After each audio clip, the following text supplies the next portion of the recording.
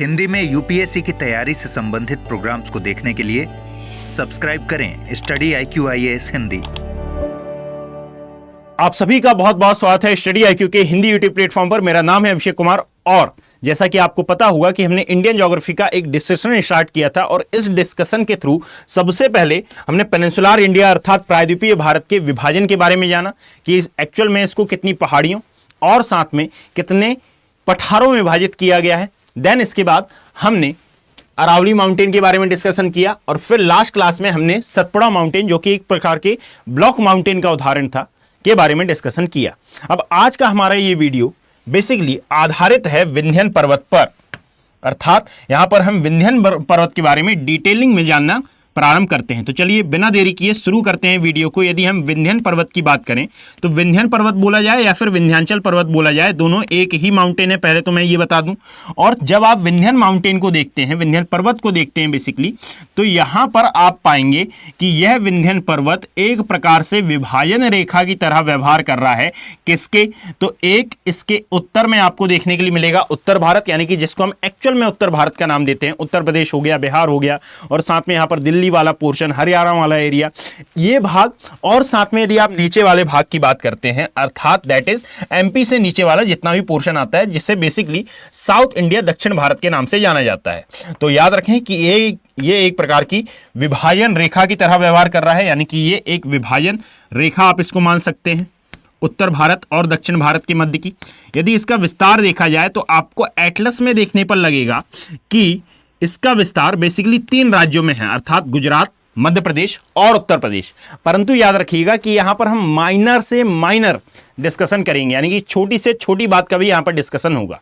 यहां पर याद रखें कि एक भूगर्भ शास्त्री थे हमारे बहुत ही फेमस सुंदर कुमार पांडे, और इन सुंदर कुमार पांडे ने बताया कि वास्तविकता यह है कि इस विंध्याचल पर्वत का निर्माण आज से लगभग 400 करोड़ वर्ष पहले हुआ था। यानी कि यदि मैं निर्माण की बात करता हूं तो इसका निर्माण लगभग 400 करोड़ वर्ष पहले माना जाता है। और 400 करोड़ वर्ष पहले पृथ्वी पर कौन सा युग विद्यमान था, जरा हम इसकी बात करें तो हम इसको एक मोर लेस ले लेते हैं कि कैम्ब्रियन युग प्रारंभ हो चुका था और प्री कैम्ब्रियन युग खत्म हो रहा था। क्लियर? तो इसका निर्माण बेसिकली माना जाता है कैम्ब्रियन युग के आसपास, अर्थात यह पृथ्वी पर अरावली माउंटेन के समकक्ष तो नहीं है, परंतु हां ये आज भी अच्छी खासी हाइट पर है और साथ में आज भी ये पर्वत स्थित है। परंतु ये कैसा माउंटेन है? तो याद रखेंगे जैसा हमने अरावली में पढ़ा था कि एक रेसिडुअल माउंटेन होता है, अर्थात एक अवशिष्ट वलित पर्वत होता है। सेम थिंग कि यह भी एक प्रकार के अवशिष्ट वलित पर्वत का उदाहरण है।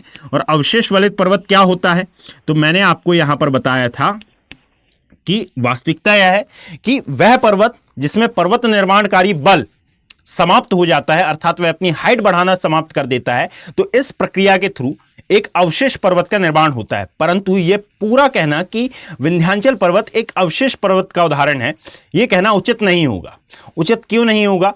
क्योंकि वास्तविकता यह भी है कि यहां पर यह जो विंध्यन पर्वत है ये एक प्रकार के ब्लॉक माउंटेन का भी उदाहरण है। दैट इज यहां पर हम इसको भ्रंशोत्थान पर्वत या फिर ब्लॉक माउंटेन का भी एग्जाम्पल मानते हैं। अब भ्रंशोत्थान पर्वत क्या होता है? तो बेसिकली मैंने इसका डिस्कशन सतपुड़ा माउंटेन वाले चैप्टर में किया था कि भ्रंशोत्थान पर्वत होते क्या हैं। तो इसकी डेफिनेशन में बता देता हूं, यदि आप चाहें तो इसको नोट कर लें कि 2 समानांतर भ्रंशों के मध्य का भाग जब स्थिर रहे तथा आसपास का भाग यानी कि आइट साइड का पार्ट जब अवतलित हो जाता है तो बीच में आपको ऐसा लगेगा कि एक माउंटेन का फॉर्मेशन हो गया है। ये माउंटेन की डेफिनेशन को फुलफिल नहीं करता है, परंतु याद रखें बच्चों ये माउंटेन की हाइट बहुत ज्यादा है और यहां पर ह्यूमन सेटलमेंट नहीं होता है और ये माउंटेन जैसा दिखता है। दैट इज वाई इसको हम क्या नाम देते हैं कि एक माउंटेन है, परंतु एक माउंटेन का यदि आप डायग्राम बनाएं तो ये ऐसा बनेगा, यानी कि इसका जो पीक रहेगा ये बहुत ही ज्यादा नैरो दिखता है। परंतु जब आप विंध्याचल पर्वत का अध्ययन करते हैं तो विंध्याचल पर्वत का ये जो शिखर है ना, ये जो पीक है ये बहुत ज्यादा ब्रॉड देखने के लिए मिलती है। बहुत ज्यादा तो नहीं, परंतु हाँ ब्रॉडर सेंस में यदि हम बोलें तो सामान्य पीक की अपेक्षा ये चौड़ी दिखाई देती है। दैट इज वाई इसको हम किसकी कैटेगरी में रखते हैं? ब्लॉक माउंटेन की कैटेगरी में। और यहां पर हमने देखा था कि जो हिमालय है और साथ में जो अरावली है ये एक्चुअल में एक वलित पर्वत का उदाहरण है। एक नवीन वलित पर्वत हिमालय और एक अवशेष वलित पर्वत हमारा अरावली है ना। अवशेष वलित पर्वत यह भी है, परंतु यदि श्योरिटी के साथ आपको बोलना हो तो यह एक प्रकार का भ्रंशोत्थान पर्वत अर्थात एक ब्लॉक माउंटेन का उदाहरण है। चलिए आगे बढ़ते हैं। यदि आप इस अरावली को देखेंगे तो अरावली को बेसिकली मैं इस मैप के थ्रू दर्शाता हूं, यानी कि यहां पर मैं यदि इंडिया का एक मैप ड्रॉ करता हूं तो यहां पर अरावली आपको कहां देखने के लिए मिलेगा, जरा ध्यान से देखिएगा। यह है हमारा लद्दाख वाला एरिया, यह है हिमाचल प्रदेश, यह है उत्तराखंड वाला क्षेत्र। यहाँ पर आते हैं तो यह है सिक्किम, यहाँ से प्रारंभ होता है नॉर्थ ईस्ट जिसमें अरुणाचल प्रदेश, नागालैंड, मणिपुर और मिजोरम, त्रिपुरा आ जाएगा। फिर यहाँ पर मेघालय, देन यहाँ से हमारा बांग्लादेश प्रारंभ होता है, हमारा नहीं यानी ये है हमारा लद्दाख वाला, ये है जम्मू कश्मीर वाला एरिया, देन पंजाब, राजस्थान, और फिर नीचे आपको दिखाई देता है गुजरात वाला पोर्शन।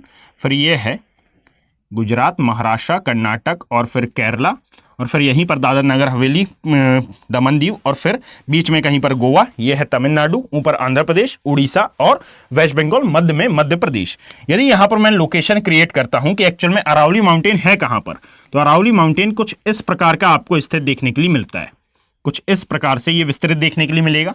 और फिर इसी कुछ पहाड़ियाँ इस बिहार वाले रीजन में भी दिखाई देती हैं। अब एक्चुअल में मैं बताना क्या चाह रहा हूँ आपको कि यदि आप इस पूरे एरिया को देखेंगे, है ना, तो आप ये पाएंगे कि यहां मध्य में है मध्य प्रदेश, यहां पर आता है गुजरात वाला एरिया, और यहां पर है राजस्थान।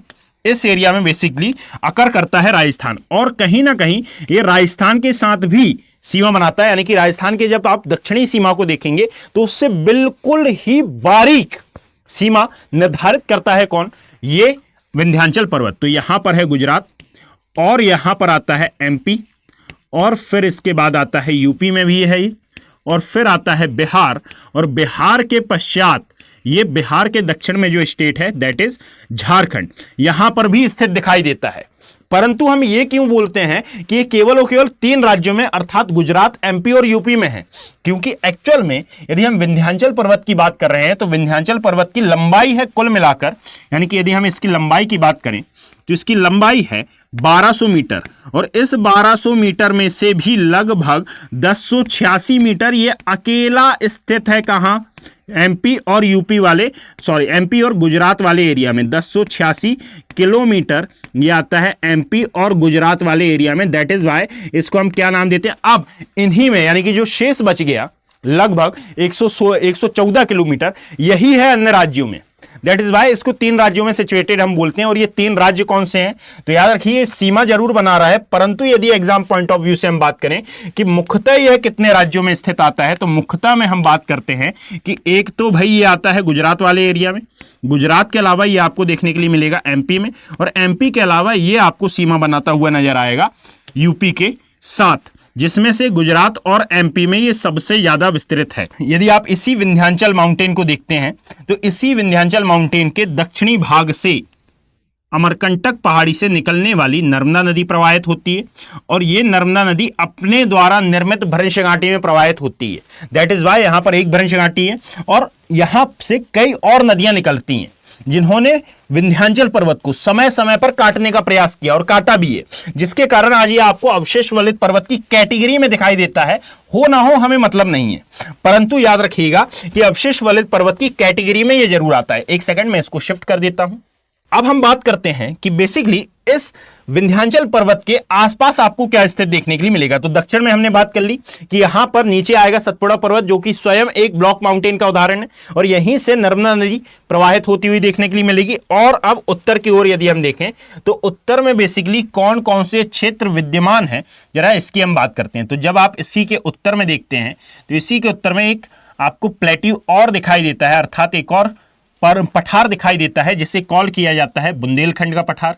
यहां पर एक अन्य पठार विद्यमान है जिसे कहा जाता है भांडेर का पठार, और एक अन्य पठार यहां पर विद्यमान आता है बघेलखंड का पठार। अब आई थिंक मुझे यह बताने की आवश्यकता नहीं है कि बुंदेलखंड, भांडेर और साथ में बघेलखंड पठार कहां पर स्थित है। तो चलिए इसकी नेमिंग कर देता हूं मैं कि जब आप इस एरिया में देखेंगे तो यह आता है हमारा बुंदेलखंड प्लेट्यू या फिर बुंदेलखंड का पठार। इसको मैं लिख देता हूं, एक सेकंड।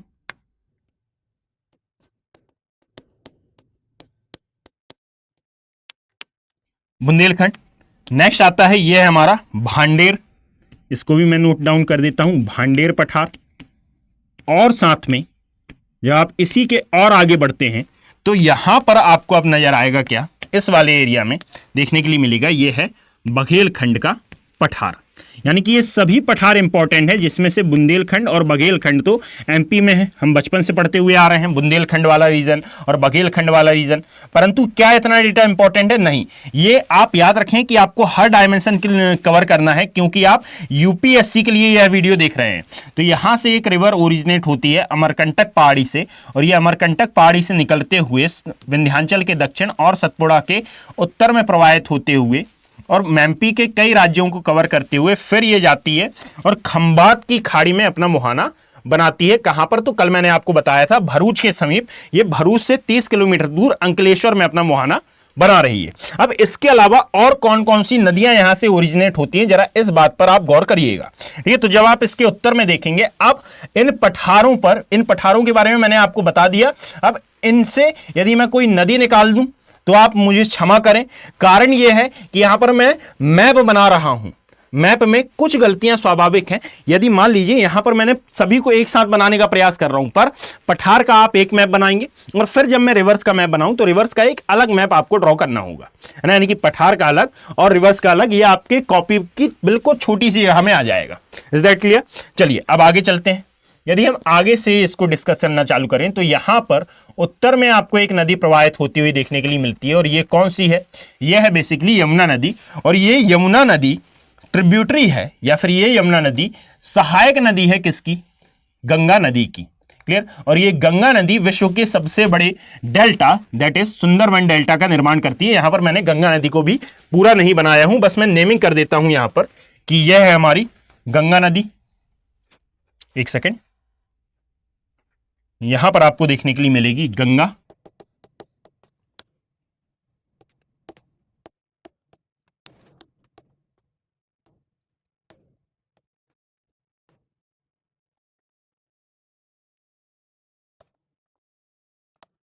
यह है नर्मदा, और नर्मदा का उद्गम स्थल कल हमने देख लिया था कि यहां पर आपको दिखाई देता है अमरकंटक पहाड़ियां, जिसको हम छत्तीसगढ़ वाले रीजन में नाम देते हैं अचानक मार। तो ये है हमारी अमरकंटक या अचानक मार पहाड़ी, जो कि एमपी और छत्तीसगढ़ वाले रीजन में आपको देखने के लिए मिलेगी। चलिए आगे का डिस्कशन प्रारंभ करते हैं बिना देरी किए। यदि आप देखेंगे तो इसी एरिया से अर्थात इसी विंध्याचल पहाड़ी से कई और नदियों का उद्गम होता है, जो कि अलग अलग नदियों की ट्रिब्यूटरीज मानी जाती हैं। अब यहां पर मैं ट्रिब्यूटरी को एक काम करता हूं कि थोड़े से डार्क कलर से यहां पर ड्रॉ करता हूं। ठीक है, जैसे कि सबसे पहले यदि आप देखें तो इसी क्षेत्र से और भी कई नदियां उद्गम लेती हैं। जैसे यदि मैं बात करूं तो यहां से उद्गम लेती है हमारी एक नदी जिसका नाम है चंबल नदी। ये चंबल नदी निकलती है इंदौर के जानापाव क्षेत्र से, और फिर ये प्रवाहित होते हुए सहायक नदी या फिर ट्रिब्यूटरी कहलाती है किसकी? यह है यमुना की ट्रिब्यूटरी या फिर यमुना की सहायक नदी। और ये निकलती कहां से है? तो जरा मैं इसको नोट डाउन भी कर देता हूं। यह है हमारी यमुना नदी, यमुना नदी, और ये निकल रही है इंदौर के जानापाव क्षेत्र से। तो यहां पर मैं लोकेट कर देता हूं इसको, इंदौर का जानापाव क्षेत्र ये है। क्लियर? इसी के पश्चात आपको यहां से एक और नदी ओरिजिनेट होती हुई नजर आएगी जिसका नाम है बेतवा नदी, और ये उद्गम लेती है बेसिकली नर्मदापुरम संभाग के आसपास से, और ये स्वयं भी ट्रिब्यूटरी है इस यमुना की। कहां से निकल रही है? तो जरा ध्यान रखें कि ये ओरिजिनेट हो रही है नर्मदापुरम के आसपास से। एक अन्य रिवर भी है पार्वती, और ये पार्वती भी विंध्यन पहाड़ियों से उद्गम लेती है, और ये सहायक नदी बनती है बेसिकली यमुना की। तो ये है पार्वती नदी। मैं इसकी नेमिंग भी कर देता हूं कि यहां पर हमने कौन सी देखी? ये है हमारी बेतवा, ये हमारी बेतवा नदी, और बेतवा के पश्चात ये है हमारी बेसिकली पार्वती नदी। एक काम करता हूं, मैं इसको यहां पर लोकेट करता हूं, यानी कि नेमिंग में इस साइड कर रहा हूं, ध्यान से देख लीजिएगा, है ना। ये है हमारी पार्वती नदी। ये भी निकल रही है कहां से? विंध्यन पहाड़ियों से। इंपॉर्टेंट रिवर्स का आपको ओरिजिन पॉइंट भी याद रखना है। इसको मैं कवर कर देता हूं, यानी कि सबसे पहले हमने इसकी लोकेशन के बारे में जाना, लोकेशन के बाद इसको हमने एक विभाजन रेखा का नाम दिया, विभाजन रेखा के पश्चात अब हम जान रहे हैं यहाँ की नदियों के बारे में, दैट इज इसके बाद हम यहाँ पर मौजूद खनिजों के बारे में भी डिस्कशन करेंगे। आप बस थोड़ा सा पेशेंस बनाकर यहाँ पर मेरे साथ बैठिएगा, धैर्य बनाकर। और ये पूरी सीरीज यदि आपको पसंद आ रही है तो मेरी आपसे एक रिक्वेस्ट रहेगी कि आप इस वीडियो को ज़्यादा से ज़्यादा लाइक करें, ज़्यादा से ज़्यादा कमेंट करें, ज़्यादा से ज़्यादा शेयर करने का प्रयास करें, ताकि मुझे मोटिवेशन मिल सके ऐसे ही नए वीडियोस को बनाने के लिए, और मुझे यह मालूम चल सके कि यह सीरीज आपको वास्तविकता में पसंद आ रही है। देखिए, आपका और मेरा इंटरेक्शन इसी के थ्रू हो सकता है। यदि आप मुझे बताएंगे नहीं, अपना रिएक्शन नहीं देंगे पॉजिटिव, तो मुझे मालूम कैसे चलेगा कि ये सीरीज वास्तविकता में आपको पसंद आ रही है। तो इसके लिए जरूरी है कि आप इस पर ज़्यादा से ज़्यादा एंगेजमेंट लाएं। जितना ज़्यादा एंगेजमेंट होगा उतना ज़्यादा मैं और अच्छा कंटेंट देने का प्रयास करूंगा, उतना ज़्यादा मेरे परफॉर्मेंस में बढ़ोतरी होगी। तो आप प्रयास करें अपनी साइड से कि इसको लाइक करें, कमेंट करें और ज़्यादा से ज़्यादा शेयर करने का प्रयास करें। देखिए, जितना ज़्यादा एंगेजमेंट रहेगा, मैं फिर से बोल रहा हूं, उतने ही अच्छे वीडियो और उतने ही ज़्यादा कंटेंट वाले वीडियो मैं आपके लिए लेकर आऊंगा। ऐसा नहीं है कि मैं कंटेंट छुपाऊंगा, पर हां, मैं और अच्छा करने का वहां पर प्रयास जरूर करूंगा। क्लियर? तो चलिए वापस से यहां पर आते हैं, और यहां पर आपको एक और नदी देखने के लिए मिलेगी, दैट इज कॉल्ड क्षिप्रा। और ये क्षिप्रा कहां से ओरिजिनेट होती है भाई? तो ये बेसिकली धार के समीप से उद्गम लेती है, उज्जैन के समीप से ये प्रवाहित होती है, और ये सहायक नदी है किसकी? ये सहायक नदी है बेसिकली चंबल की। तो ये है हमारी क्षिप्रा नदी। और यदि बात की जाए इस क्षिप्रा नदी की, तो शायद इसी क्षिप्रा नदी के तट पर ही तो आपको उज्जैन दिखाई देता है। इसी क्षिप्रा नदी के तट पर आपको उज्जैन दिखाई देता है। तो ये है हमारी क्षिप्रा रिवर, या फिर यही है हमारी क्षिप्रा नदी।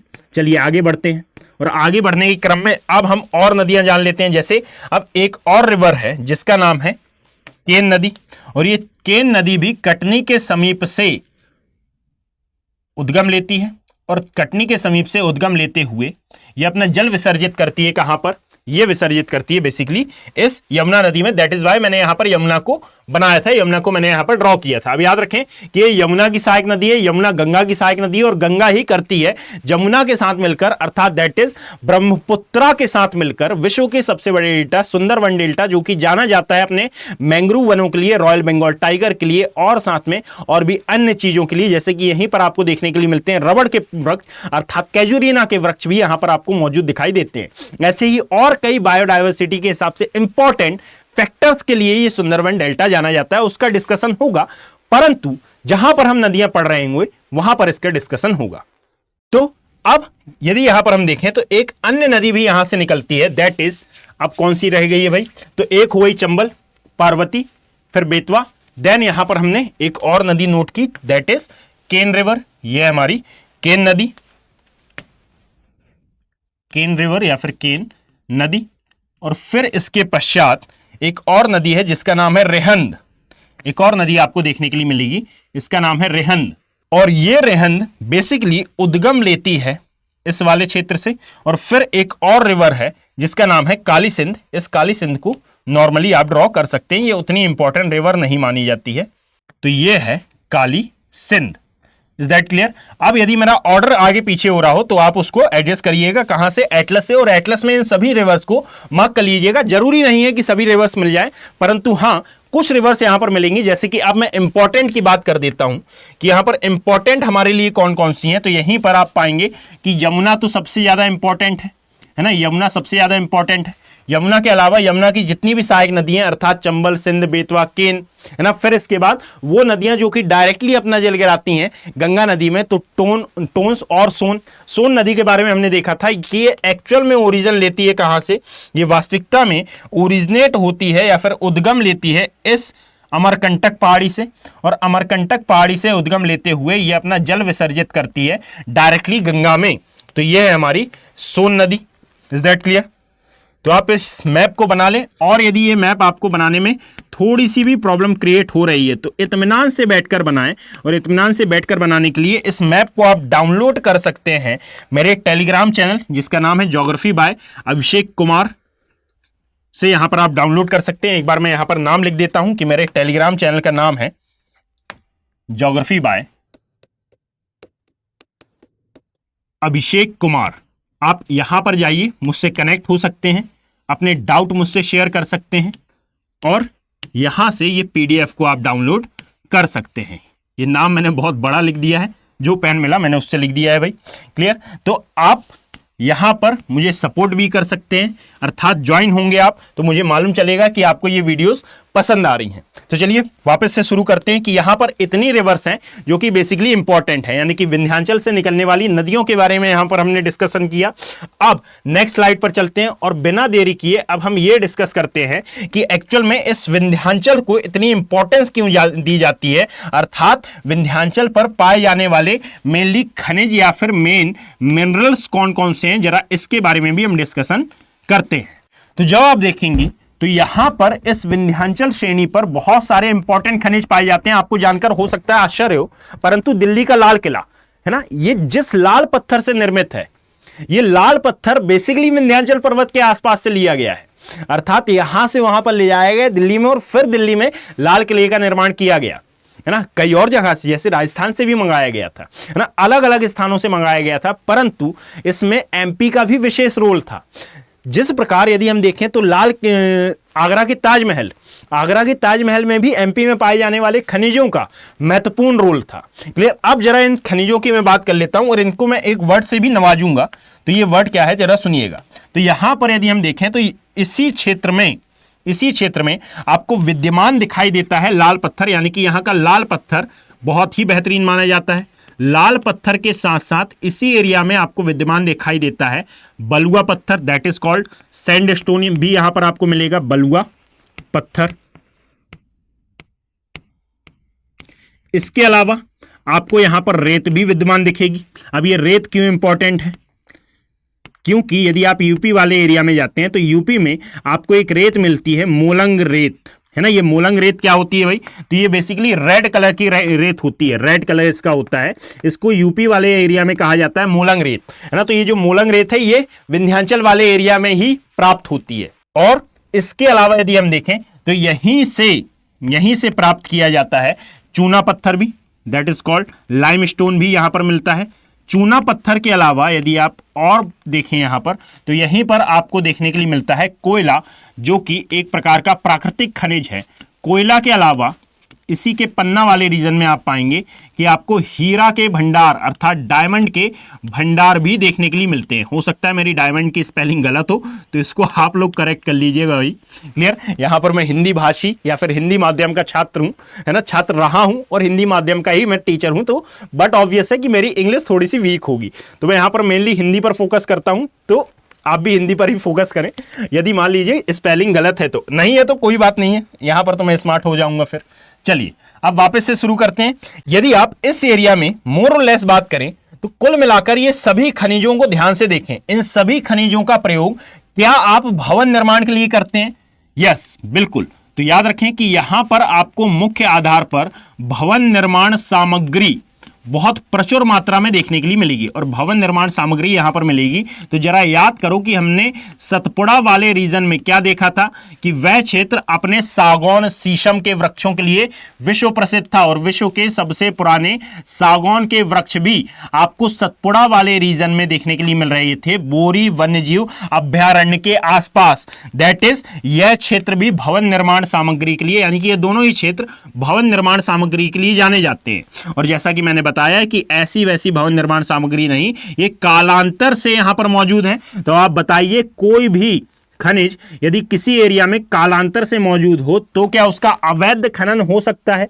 बिल्कुल। जब इतने लंबे समयांतराल से यहां पर इतने सारे खनिज मौजूद हैं तो इतने लंबे समयांतराल में इनका अवैध खनन भी हुआ होगा।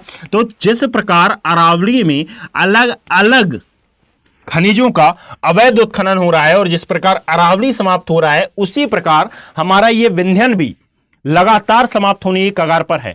अर्थात यहां पर विंध्यन को भी संरक्षण की आवश्यकता है। हां, IUCN के बारे में यहां पर डिस्कशन नहीं है, परंतु संरक्षण की आवश्यकता है। फॉरेस्ट एरिया लगातार कम हो रहा है और इसका एक उपाय है कि आप वृक्ष लगाएं, ज्यादा से ज्यादा वृक्ष लगाएं, है ना। पर्यावरण को बचाने का एकमात्र उपाय आप मानेंगे कि यहां पर वृक्ष लगाना ही है। इसके अलावा यदि हम डिस्कस करें तो याद रखें कि इसी विंध्याचल पर्वत के आसपास, जरा मैं इसको साइड कर देता हूं एक सेकेंड, इसी विंध्याचल पर्वत के आसपास आप पाएंगे कि कुछ पहाड़ियां भी विद्यमान हैं। और ये पहाड़ियां कौन सी हैं? अर्थात मैं बात कर रहा हूं अब यहां पर कुछ महत्वपूर्ण हिल्स की या फिर कुछ महत्वपूर्ण पहाड़ियों की। ये पहाड़ियां कौन सी हैं? तो यहां पर दो पहाड़ियों के नाम आपको एसेंशियल रूप से याद रखना है। ये दो पहाड़ियां आपको क्लियर कर देंगी कि भाई जो मैंने प्रारंभिक चरण में बोला कि राजस्थान और सॉरी यहां पर झारखंड राज्य में ये स्थित दिखाई देता है और बिहार तक ये जाता है, तो किस प्रकार, क्योंकि हम तो 3 एरिया में विस्तार मान रहे हैं, तो यहां से आपकी ये भ्रांति, आपका संशय, आपकी ये जितनी भी दिक्कतें हैं ये सॉल्व हो जाएंगी। तो यहां पर एक पहाड़ी का नाम आता है जिसको कॉल किया जाता है पारसनाथ पहाड़ी, और याद रखें इस पारसनाथ पहाड़ी को भाग माना जाता है, भले ही आंशिक पर भाग माना जाता है किसका, इस विंध्याचल पहाड़ी का। और इस पारसनाथ पहाड़ी की लोकेशन आप पाएंगे कि झारखंड राज्य में है। तो यहां से ये क्लियर होता है कि झारखंड राज्य में भी आप इस विंध्याचल पर्वत का विस्तार मानते हैं। इसके अलावा आपको दिखाई देती है कैमूर पहाड़ी जो कि बिहार में लोकेटेड है। नेक्स्ट आती है कैमूर पहाड़ी, ये आपको लोकेटेड देखने के लिए मिलेगी बिहार वाले रीजन में। ये भी किसका भाग है, ये भी बेसिकली विंध्याचल पर्वत श्रेणी का ही भाग मानी जाती है। अब यहां पर मैंने एक पॉइंट शायद छोड़ा था, चलिए भाई छोड़ा था तो वहीं पर मैं इसको कवर करा दूंगा। तो नेक्स्ट आती है, ये आती है हमारी बिहार में लोकेटेड। Is that clear? यानी कि सबसे पहले हमने इस पूरे रीजन के बारे में ये जाना, इसके एक जनरल इंट्रोडक्शन किया कि भाई ये सिचुएटेड कहां पर है, तो ये आपको यहां पर स्थित दिखाई देती है, कैमूर और भांडेर पहाड़ियां ये हैं। इसके पश्चात हमने इसका एक जनरल इंट्रोडक्शन किया और जनरल इंट्रोडक्शन में एक चीज मेरे से रह गई कि यदि मैं बात करता हूं कि इस पूरे विंध्याचल पर्वत की हाईएस्ट पीक कौन सी है, अर्थात दैट इज सर्वोच्च शिखर कौन सा है, तो याद रखें इसकी उतनी ज्यादा हाइट अब तो नहीं बची है, परंतु हर पर्वत श्रेणी का एक सर्वोच्च शिखर होता है और इस सर्वोच्च शिखर को नाम दिया गया है सद्भावना शिखर। इसे कहा जाता है सद्भावना शिखर और इसकी हाइट निकल के आती है लगभग 752 मीटर। यानी कि ये उतना ज्यादा तो नहीं है परंतु हाँ ठीक ठाक ऊंचाई पर है। और ये आता किस जिले में है, तो बेसिकली आपको 752 मीटर हाइट के साथ एमपी के दमोह एरिया में या फिर दमोह डिस्ट्रिक्ट में आपको स्थित देखने के लिए मिलेगा। तो यह है सद्भावना शिखर। इसी को कई एरिया पर कलुमार शिखर भी नाम दिया जाता है। यानी कि यदि आप लोकल में देखेंगे तो दमोह का जो सिंग्रामपुर वाला एरिया है बेसिकली वहां पर इसको कलुमार शिखर भी कहा जाता है। तो इसको भी लिख लीजिएगा आप कि इसे लोकल लैंग्वेज में कहा जाता है कलुमार शिखर या फिर ऑफिशियल लैंग्वेज में कहा जाता है कलुमार शिखर। तो ये किसकी हाईएस्ट पीक है, इसी का दूसरा नाम सद्भावना शिखर है और ये बेसिकली हाईएस्ट पीक मानी जाती है इस पूरे विंध्याचल रेंज की। आती कहां पर है तो इसको भी मैं नोट कर देता हूं ताकि आपको दिक्कत ना हो। ये आती है दमोह। दमोह के आसपास से यदि कोई मेरा वीडियो देख रहा होगा तो वहां पर एक प्लेस है जिसका नाम है सिंग्रामपुर है ना। तो यदि मेरा दमोह से कोई वीडियो देख रहा हो तो जरा आप देखिएगा कि आप कितनी इंपॉर्टेंट प्लेस पर रह रहे हैं। Is that clear? चलिए अब आगे हम इसको एक बार कंपाइल करते हैं कि सबसे पहले हमने क्या देखा बच्चे, सबसे पहले हमने ये देखा कि एक्चुअल में इसका जनरल इंट्रोडक्शन क्या हो सकता है। जनरल इंट्रोडक्शन के पश्चात हमने विंध्याचल को समझना स्टार्ट किया और साथ में यहां पर हमने ये देखा कि कितने राज्यों में और किन राज्यों के हिसाब से क्या क्या इंपॉर्टेंस ये धारण किए हुए। फिर यहां पर हमने इस पर उपस्थित कुछ रिवर्स के बारे में डिस्कशन किया और वे किसकी सहायक नदियां हैं इसके बारे में हमने जाना। यहां पर एक रिवर का मैंने नाम नहीं लिख पाया हूं, वो बस आप लिख लीजिएगा, that is Kali Sindh river. और फिर इस रिवर्स के बारे में जानने के पश्चात हमने ये भवन निर्माण सामग्री के हिसाब से कैसे उपयोगी है इसके बारे में हमने जाना। यहां पर मैंने टेलीग्राम चैनल के बारे में बताया था। और फिर हमने ये जाना कि किस प्रकार आप यह सिद्ध कर सकते हैं कि वास्तविकता में झारखंड और बिहार वाले एरिया में भी है। तो यहां पर हमने कुछ पहाड़ियों का डिस्कशन किया। अब आप इसको लिखेंगे कैसे, तो कुछ नहीं करना है, जनरल वोकैब का यूज करते हुए कि विंध्याचल पहाड़ी का विस्तार इतने राज्यों में, इसकी सर्वोच्च चोटी ये है, इसमें पाए जाने वाले खनिज ये हैं, इसमें इससे उद्गम लेने वाली प्रमुख नदियां ये हैं। तो एक सामान्य लैंग्वेज जो होती है उसके थ्रू आप इसको पूरा का पूरा नोट डाउन कर सकते हैं। और यदि नोट डाउन नहीं कर पा रहे हैं, समय की थोड़ी सी तंगी है या फिर समय की थोड़ी सी प्रॉब्लम है, तो इसको आप इस टेलीग्राम चैनल से डाउनलोड कर सकते हैं इस पूरी पीडीएफ को। तो मेरी आपसे एक रिक्वेस्ट रहेगी कि एक बार आप यहां पर विजिट जरूर करें, विजिट जरूर करके जाएं। यदि पसंद आता है तो आप ज्वाइन भी कर सकते हैं। और इस वीडियो को ज्यादा से ज्यादा लाइक करें, ज्यादा से ज्यादा कमेंट करें और ज्यादा से ज्यादा शेयर करने का प्रयास करें। अपने पॉजिटिव इफेक्ट या फिर पॉजिटिव रिएक्शन यहां पर जरूर देकर जाए। चलिए, थैंक यू, मिलते हैं कल ऐसे ही नए वीडियो के साथ। हिंदी में यूपीएससी की तैयारी से संबंधित प्रोग्राम्स को देखने के लिए सब्सक्राइब करें स्टडी IQ IAS हिंदी।